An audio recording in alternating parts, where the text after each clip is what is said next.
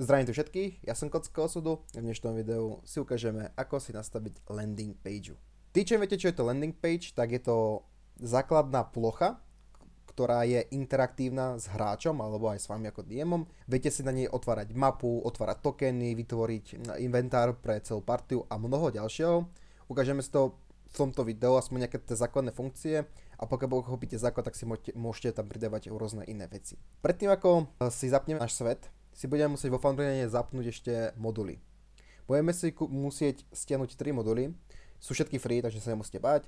Jeden z nich je Monks Activate Title Triggers, všetky inak moduly vám dám do popisku do videa, ich názvy, aby ste si ich mohli ľahšie nájsť. Budeme potrebovať ešte Party Inventory a Log View. Je ešte dobré mať Simple Calendar, pokiaľ chceme, ale nie je to pre dnešné video nutné. Moduly sa aktivujú vo Foundry v Add Modules a nachádzajú sa v Install Module. Môžete si napísať, ktorý chcete mod, ktorý potrebujete, napríklad Log View, ktorý ja už mám. V chvíľku to trvá, kým to nájdem. Ale dôležité je ich mať všetky stiahnuté a všetky mať updatenuté, aby všetky korešpondovali s tým, kde to budete vy používať, alebo v nejakej verzii to vy budete používať. Takže všetky je dobré si updatenúť predtým, než si zapnete Foundry do samotnú. Po stiahnutí všetkých modulov a updatenutí sa vrhneme do vašeho sveta. Ja teraz budem používať môj svet, Midgardový, a ukážeme si, ako vytvoriť vlastnú landing page. Základná landing page vyzerá nejak asi takto. Budete potrebovať background, nejaký obrázok, na ktorom budete stavať svoju landing page. Ja tu mám tento, kde je mapa, karty, je tu lepka a tak ďalej. Buď si ho vytvoríte sami, vo Photoshope, v Canve je tých programov veľa, kde si to môžete vytvoriť, alebo si stiahnete z internetu. Internet je veľké miesto a landing page existujú, takže si môžete nejakú stiahnuť. Je dôležité hneď po zapnutí sveta aktivovať všetky moduly, ktoré si aktivujete v Manage Modules. Dajte si moduly, ktoré chcete aktivovať a dajte Save modul.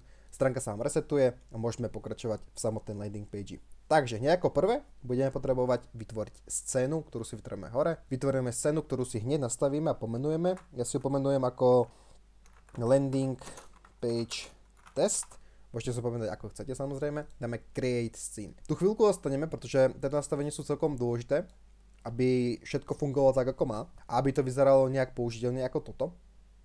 Tak hneď ako prvý nastavíme permission pre všetkých hráčov. Je to kvôli tomu, že pokiaľ by ste hore mali viacej map ako mám ja, tak hráči nevidia ostatné, len tu, na ktorej sú aktívni. Pokiaľ povolíte all players všetkým hráčom vlastne tie permissiony k tej scéne, tak si môžu medzi nimi praktikávať, čo je celkom dôležitá vec, lebo na landing page sa chcete vrátiť. Hneď ako druhé nastavenie budem potrebovať nahrať obrázok našej page, takže ten obrázok, ktorý chcete použiť. Ja si vyberem ten istý, ktorý tu už mám, čož sa volá takto. Dáme select file, vidíme, že sa mi tu ten obrázok uložil a ideme na grid.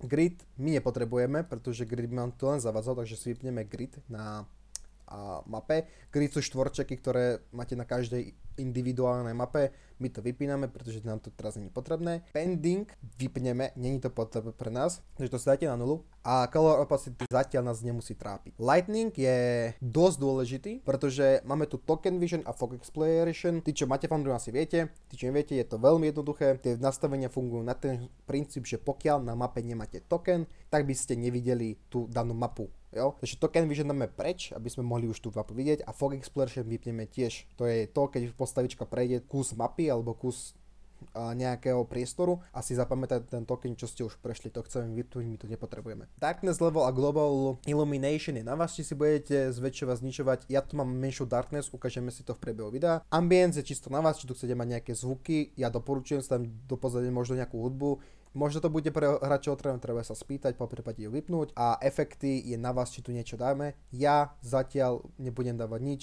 ukážeme si to trochu neskôr. Čo nám ešte je dosť potrebné, je log view. Log view je ten modul, ktorý sme si stiahli, a tu si chceme nastaviť bounding box, takže tu dáme fajku a zapneme si ešte tieto dve nastavenia. Je to len kvôli tomu, aby sme nemali zbytočne v rohu tejto mapy, aby sme nemali upkúsaný ten štvorček, takže toto nám to trochu skrášli, plus ten zoom nám umožní to, že keď zapne nejaký hráč tú landing page, tak sa mu lokne do stredu. že ju nebudem mať vpravo, vľavo, nikde inde, dovolte sa mu hneď na stred, aby si ju nemusel zbytočne nastavovať on sám. Takže ešte raz recap, v Basic dáme si obrazok, ktorý chceme použiť na landing pageu a nastavím to všetkým hráčom. V Grid vypneme Gridless, tak aby sme nemali žiadne štvorčeky, v Lightoch nenastavujeme nič, v Ambientu tiež nič a v Log View nastavujeme Bounding Box, Exclude Sidebar, Blacken Sidebar. To si odškrtneme a dáme Save Changes. Tak, otvoríme si landing page a zatiaľ vyzerá takto.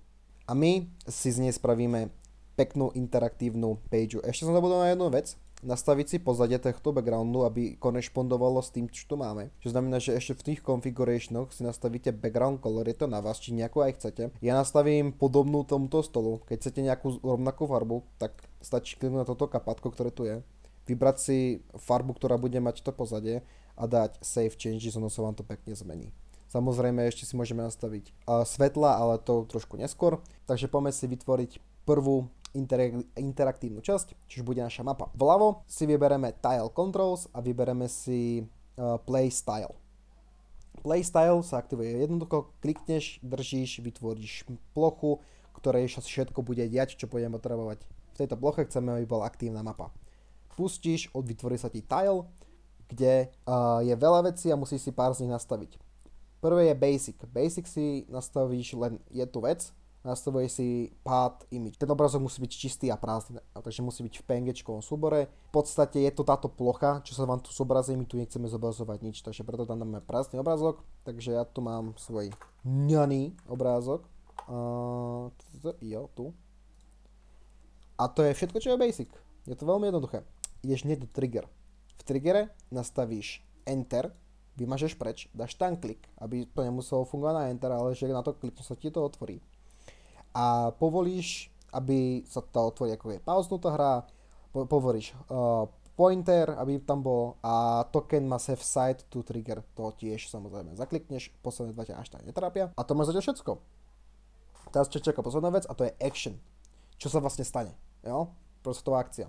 Takže nastavíme si akciu, dáme add a čo my chceme? My chceme, aby sa nám otvoril obrázok, takže ideme na activation a nájdeme, aby sa nám otvoril obrázok, čo znamená, že show image, samozrejme. No jo, otvorí sa obrázok, ale komu? No, samozrejme, aký obrázok. Takže dáme si obrázok a nastavíme si obrázok, tam chceme. Ja chcem svoju mapu, a čo znamená, že tam dáme raz súbor. A jo, teraz keď niekto na to klikne, tak sa objaví mapa. No ale komu sa tá mapa objaví? Je to nastavené everyone, my chceme pre everyone, my chceme na toho, kto to klikne, jo.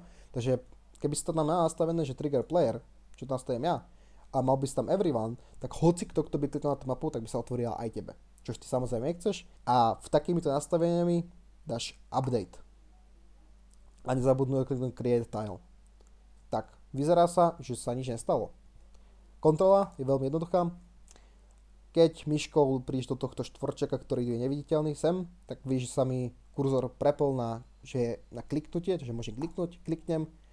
Voilà, otvorí sa mi krásna svoja mapa, ktorú som tam nahral. To isté budeš robiť pri všetkých ostatných veciach, takže pri kartách, pri lúte, alebo čo viac ty budeš chcieť. Je dobré si to aj pomenovať, takže ja použijem krásny text.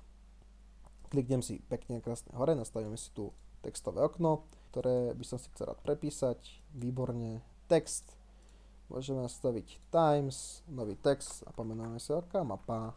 Alebo map, to stačí, nastavíme si farbu textu, nejakú napríklad tú oranžovú, alebo žltú, to je jedno, to už na tebe, dáme update, voilà, máš mapu, a ešte by som chcel zmeniť ešte som zabudol vypnúť ten ramček, ktorý sa mi tam vôbec nepáči, takže liney nulové, opraví sa to, no super, aké to je krásne, podržením Ctrl, jo, Ctrl si vieš ešte nastaviť uhol, necháme ho zatiaľ takto. No a takto budeme pokračovať u ďalšieho. Pokiaľ by sme chceli vytvoriť denník, tak budeme potrebovať mať vytvorený už denník, takže ja už tu nejaké mám, nejaké denníky, takže budem používať tie denník, klasika, dáš vytvoriť denník, pomenuješ si ho ako chceš, napríklad krásny denník a necháš si ho sem a urobíme úplne to isté, čo sme robili sem.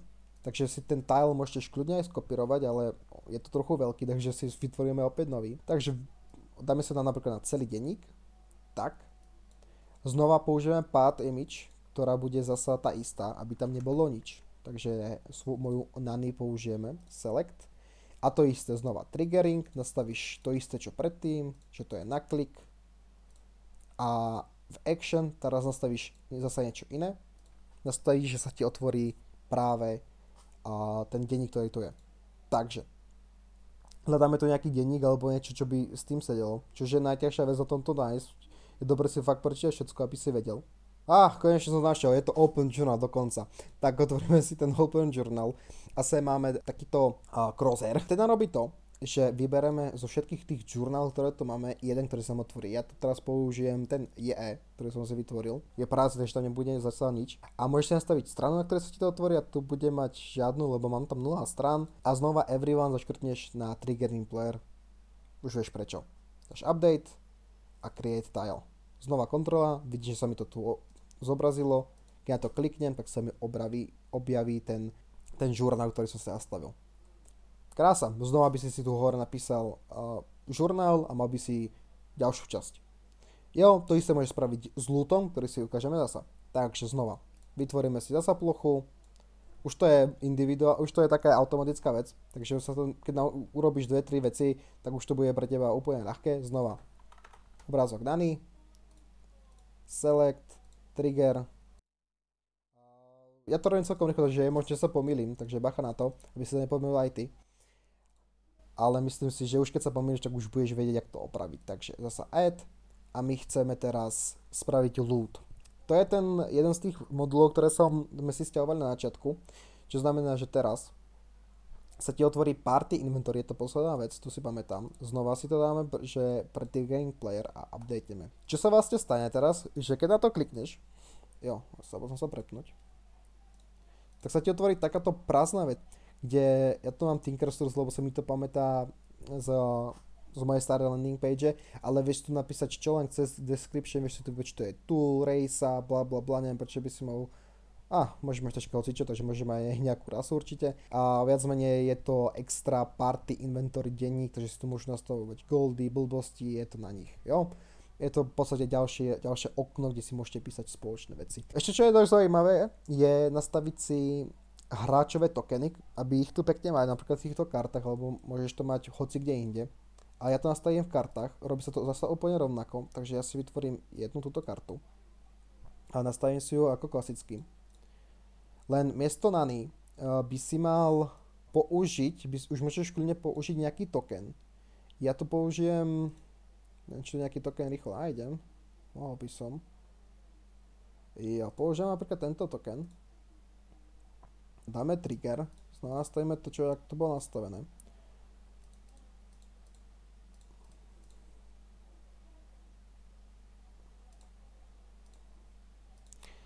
A v action tentokrát budeš nastavovať trošku inak. Samozrejme zase nastavíš to isté, že chceš, aby sa otvoril character sheet. Takže si tu nájdeš niečo na ten štýl, takže to zase možno bude open, jak som to mal s tým žurnálom. Open actor sheet. Klikneš na to, dáš vybrať a vyberieš si sheet, ktorý sa ti otvorí. Ja použijem napríklad tento. Dáme triggering player logicky. Updateš to a dáš create tile. A vidíš, že sa ti to nastaví už aj ten token. Samozrejme nastavíš si ako chceš, aký veľký, ako malý, a to mám sa ti takýto. No a či to funguje, znova kontrola, klikneš a otvoruje sa mi, ja viem, že to nekorešponduje s tým obrázkom, ale jo, keď by si to tento obrázok tam, tak sa ti to otvorí a tento hráč si vie otvoriť character sheet tým, že klikne na svoju vlastnú kartičku, nikomu inému by sa to neotvorilo, záleží na tom, jak to nastavíš ty. A to je viac menej celá landing page, lenže nevyzerá úplne prívetivo.